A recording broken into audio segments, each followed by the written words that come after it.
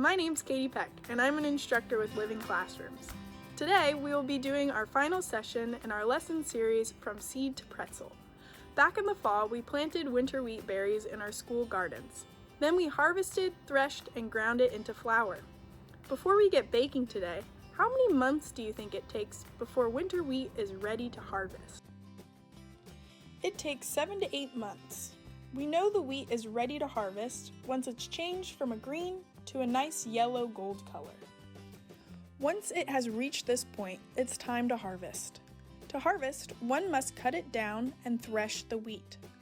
Threshing is when you separate the wheat from the chaff. The chaff is the husk of the grain.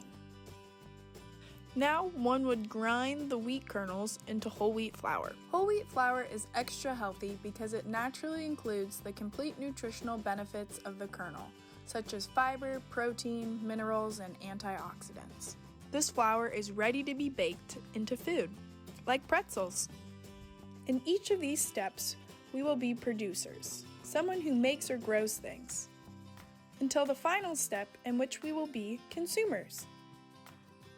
What does a consumer do? That's right, someone who uses or eats something.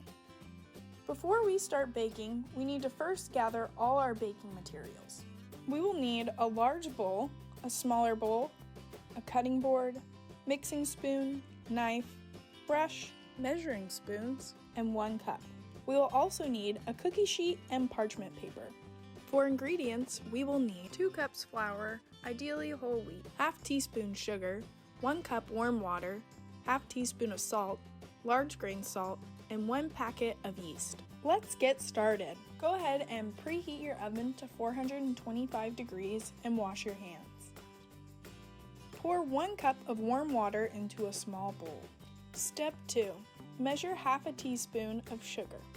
Step 3. Pour in 1 packet of yeast.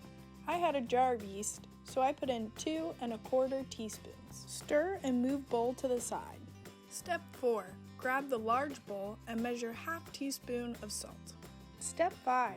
Measure 2 cups of flour and level with your knife before pouring it into the bowl. Stir the dry ingredients together.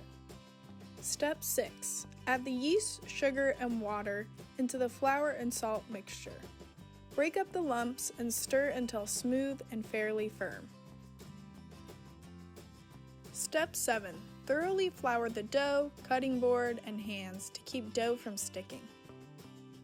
Step 8. Punch the dough down and push forward.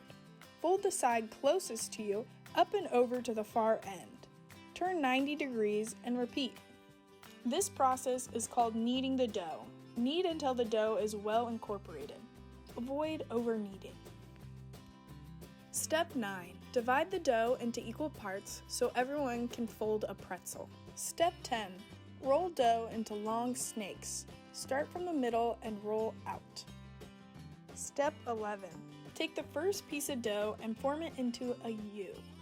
Grab the tops of the U and twist. Take the twisted tops and pull down, placing at the bottom of your pretzel. Also, feel free to get creative and make your own shapes. Some examples could be your initials, a heart, maybe a star. Step 12. Place pretzels on a cookie sheet lined with parchment paper.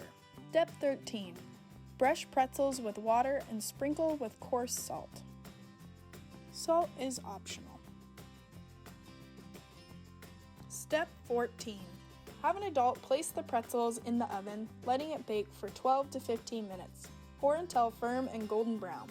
Older ovens may take up to 20 minutes. Step 15. While waiting for the pretzels to cook, have everyone help by cleaning their work areas, washing the dishes, and finally cleaning their hands. Step 16.